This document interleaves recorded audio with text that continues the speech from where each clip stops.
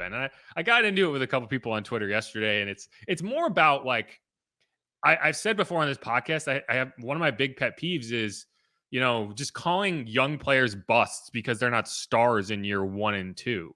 And that's what had been happening to Cesar Ruiz. And especially at offensive line where you don't really see the development because you're watching it on TV. Unless you're studying film, you really don't know how offensive lineman A or offensive lineman B is doing because they're only showing you a good look at their set if they make a mistake. Like, it's not exactly dramatic television to show a perfectly set block where nothing happens, right? Like, but that's a successful play. And it's like, so if you're not watching the film, like to pretend you have an idea whether this guy is like actually improving or not, you're just repeating what you're hearing. And so it gets into this echo chamber of like, oh, this guy sucks. This guy sucks. This guy sucks. Yeah, he sucks. Get him out of there. It's like, well, why? The coaches are the ones who are telling you like, yeah, he's improving. He's struggling, but he's improving and we're getting there. And so what bugged me on Twitter is like, oh, yeah, all of a sudden it's like, wow, it's remarkable. I can't believe he made this crazy turnaround. It's like, no, you think that because you've spent the last 2 years shit posting a guy. And now instead of just saying, oh, I guess I was wrong, you're like, wow, it's remarkable. I can't believe this thing happened that no one saw coming.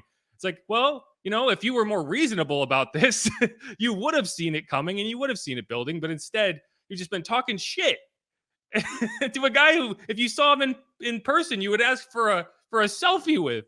Right. Anyway, that's what bugs me. That's what bugs me more than anything else. Well, the thing is, I mean, one, it goes along with the territory of being drafted in the first round. People expect, so much out of that. He's just going to be a stonewall right away. And we saw that this year, even with Trevor Penning in the preseason. Yes. Everyone started getting on him for some early struggles. And it's like, just like you said, right to start this, pump the brakes, hold on. Yeah, well, I mean, like, the guys are going to make mistakes. They're young players. They're inconsistent. And on the offensive line, when you're inconsistent, your quarterback gets killed. So I get it. Like, if you're a wide receiver who's struggling and you don't get separation and you just don't get the ball thrown to you and no one ever finds out about it, right? You would have to be watching the film to see a wide receiver really mess up on a route. So it's the inverse, right? So a quarterback is in the same position as a offensive lineman, but you get a better look at what the quarterback is doing every play, right? You have analysts who are breaking down what the quarterback is doing every play exhaustively. Offensive line is really difficult. It's really difficult to analyze, and I'm not that good at it. I'm just asking the players, I'm asking the coaches, and they're telling me these things, and I'm reporting them back. And then it's like, wow, I can't believe no one has been telling us about this. Like, that's what I've been doing for 2 years. Anyway. Oh, you're such a homer, Jeff. Right. So earlier this offseason, right, one of the things I tweeted was, Kentavious Street went up to the podium. We only talked to him like once. And he was asked, who has stood out on the offensive line? And his answer, he hasn't been around for the 2 years of where everyone was saying, bench Cesar. Like, people were saying that they should move James Hurst inside, start the rookie left tackle just to get Cesar off the field. That's how ridiculous people were being. And Kentavious goes up there and he's like, oh, yeah, Cesar Ruiz, 100%. He has been a star. It's not so much hands, it's the athleticism. Being able to move laterally and really force me to, turn my hips, make my shoulders turn, beat his hands and his feet, So just being able to have that total package, it's really rare to find it in a guard. And I tweeted that, and they were like, well, I guess now I don't trust Kentavious Street. And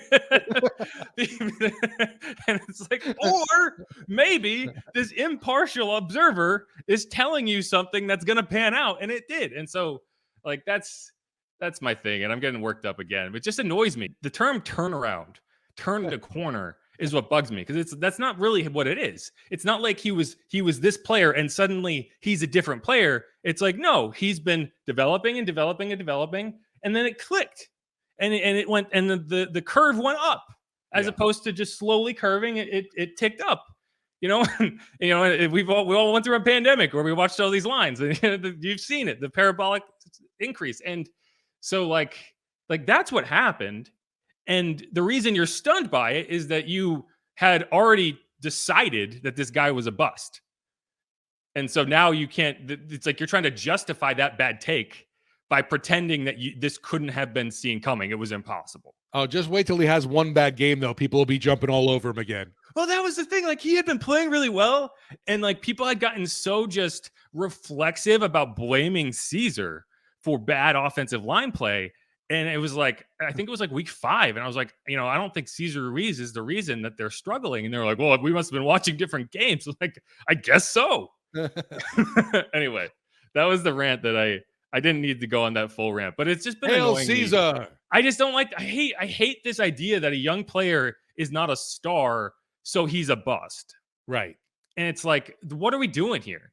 Like, that's it. That's all. That's what I got. I'm just saying, gear up for it again, because Penning's going to be back soon. I know we're going to be talking about that, but that's going to be another guy that people are going to they have high expectations for right away.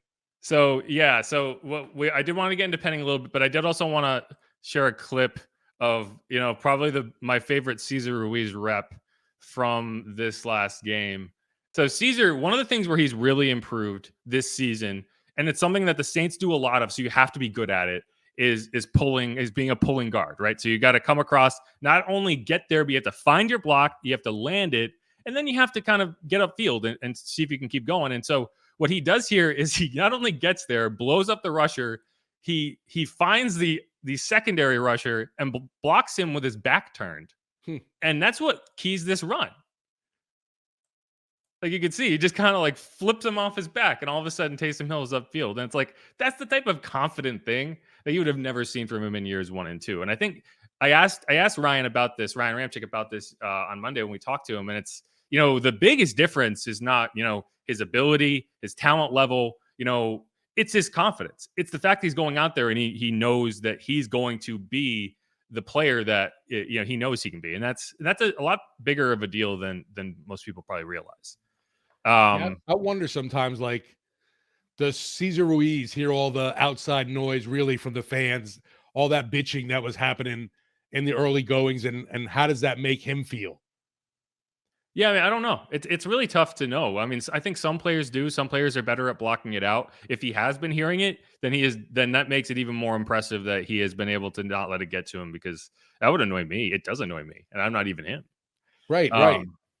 Because and I don't know, maybe I'm more sensitive to it because I see the players working. Like, I get to watch the practices every day where he's out there, and it's like he's not like he's just wandering around. Like, you can see guys when they're not trying hard. Like, it's not that hard to spot when guys are phoning it in, and that's never been the case with him. And so I'm just glad that he's finally getting the shine he's been working really hard to get. And I'd like to see some people on Twitter be like, you know what, I'm an idiot. Not, wow, what an amazing turnaround. It's like, no, you own your take. If you're literally on Twitter to have takes, own your take. I make bad takes all the time, but I'm not going to pretend I didn't have them just because the guy proved me wrong. Like, I spent all offseason saying Andy Dalton didn't have what it takes to win games, and look what he's doing now. Like, I'm an idiot. It's not like he's amazingly a different quarterback. I misread the situation. That's it. No, I think we were all laughing too, just because, hanging out with Bobby Hebert during training camp, and Bobby was all over Dalton from day one. And it got to the point where it's like, Bobby, I don't want to hear it anymore. Now he looks like a genius.